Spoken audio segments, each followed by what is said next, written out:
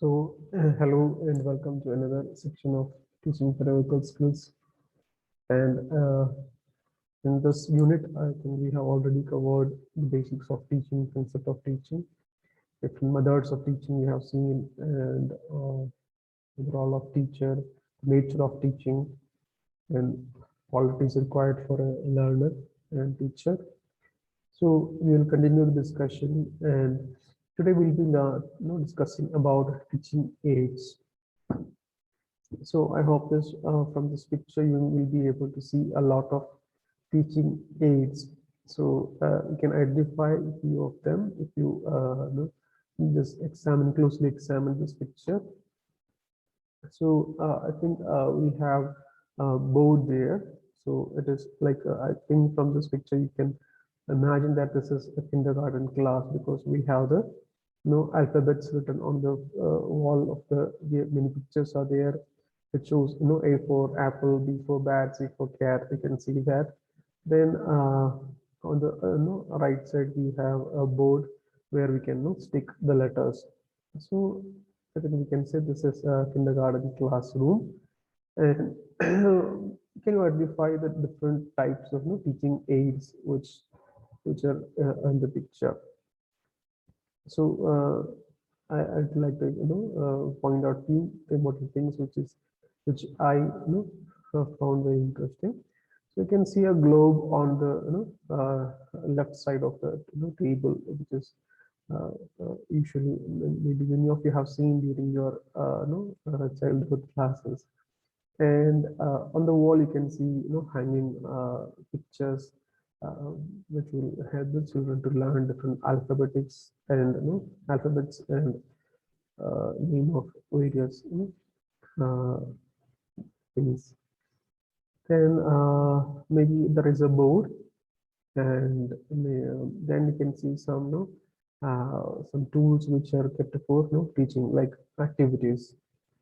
So books are there, pen on the desk. You can see pen. Then I think that is a tablet or a laptop which is kept on the table. Then what else are there? So some toys are also there on the stand. You can see just in that above the that board. You can see a few toys are also kept. Then some books are there, some materials which drawing materials. I think it is hanged on the wall. You can see. So I know what you understood from this picture. So I think to summarize, or maybe to start with, I can see these are all about teaching aids.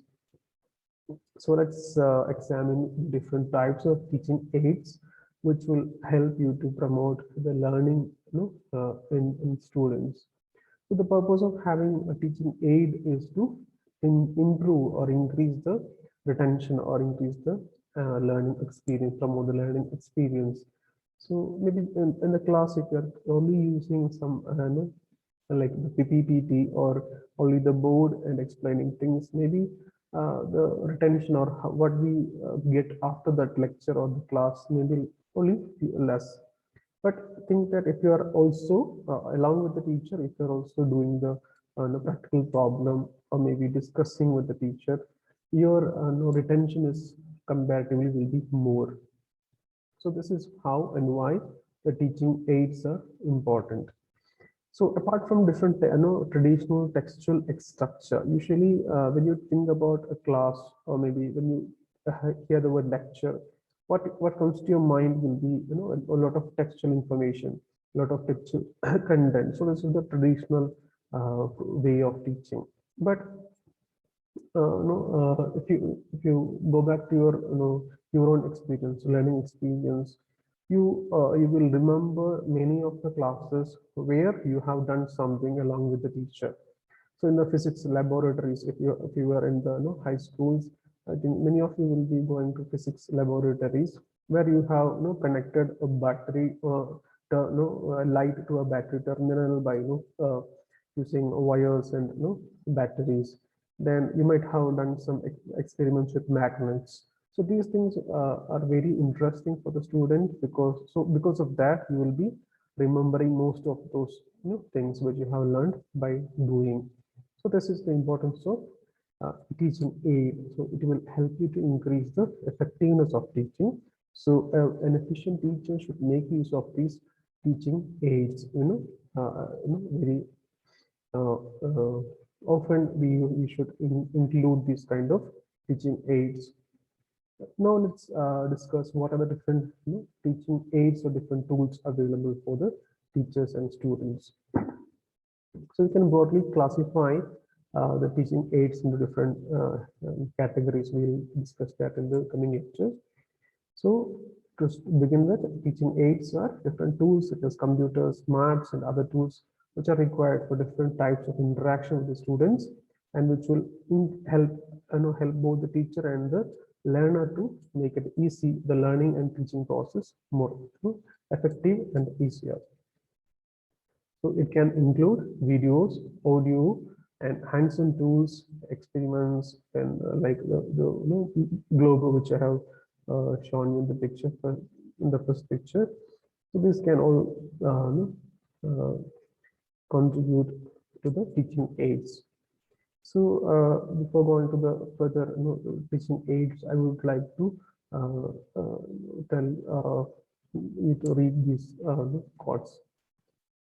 So we remember 20% of what we hear, we remember 30% of what we see, and we remember 50% of what we see and hear. Then we remember 90% of what we say and do. So this is very important. And if you want to become a better teacher, you should learn, you should have an understanding about this. And it is, these things have been scientifically proven and identified based on experiments and different researches. So it is, there are chances where, there are high chances that you will remember and learn something if you are practically doing that, and if you are listening from some source on how to use that. Excuse me.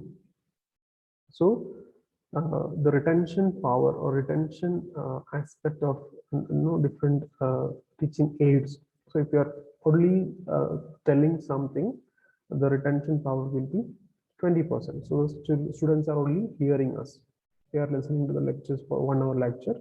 So it is possible that only 20% of what they have learned or what they have heard will be retained after maybe few days. Then if you are seeing, for example, along with the lecture, teacher is showing some PPT or photos. So in the presentation, teacher is also using some examples like pictures, videos. Then there are more chances that it will be increased to 30%. So the chances that 30% of what we see, we will remember. Then we remember 50% of what we see and hear. So along with that, there are some audio visual. So both the audio and visual content is there. So maybe you are watching a movie, and after that movie, you will there are more chances than just listening to a radio. Like you can consider that you are listening to a radio news. Then on the other side, you are listening to a TV news. So you are having a visual content. You are also having some audio. Some music may be there. Some explanation about the picture or video will be there. So there are the chances of retention will increase. So your memory, there are more chances that you remember all the 50% of whatever things you are going to see and hear. Then we remember 90% of what we say and do. So if you are hearing that, if you are seeing that, and then we are trying to express that. So we are saying that again and trying that. So actually we are experimenting ourselves. So along with the teacher, the student is also doing that. They are explaining this to someone, like demonstration. The teacher asks the student to come and demonstrate this to the class. So it is possible that 90% of this will be retained by the student. So this is something I would like to share with you. And I would like to also quote one another sentence. I hear, I forget, I see, I remember, and I do, I understand. So this, I think this is very interesting quote. So if I am only hearing something, there are chances that I forget that often. Maybe very easily I can forget that. If I'm seeing somebody, for example, if you are meeting somebody physically, at least that face you will remember, or the place where you have met, that you will remember. That is, I see, I remember. So the chances are increasing. Then I do, I understand. So maybe you have heard about things like learning swimming through postal coaching, or learning driving through postal coaching. So these things are like this is a very good example of this sentence. So if only you are doing that physically, if there is a trainer and that you are put in a situation where you can also practically experiment or learn that, like you are in a pool and there is a trainer besides you, so the trainer is explaining you how to do that. So he is explaining, and you are doing that. So in the pool, you are trying to swim.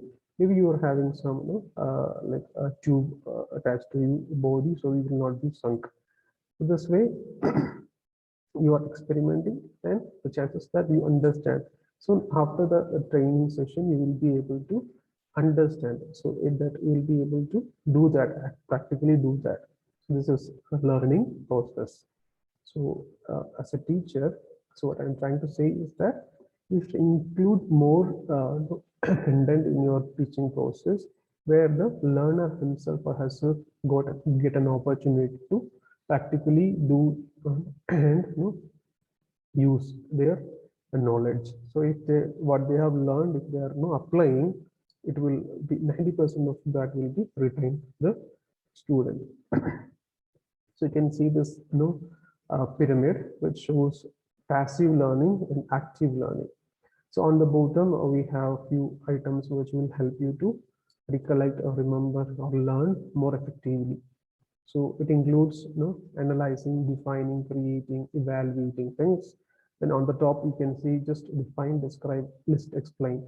So you can see in that if in the PPT you are having only textual content which gives the definition of something, description of something, then listing out various differences between two things, the features, characteristics of something, explanation of that. So it will be considered to be passive learning, and maybe 10 to 20% of this you will remember.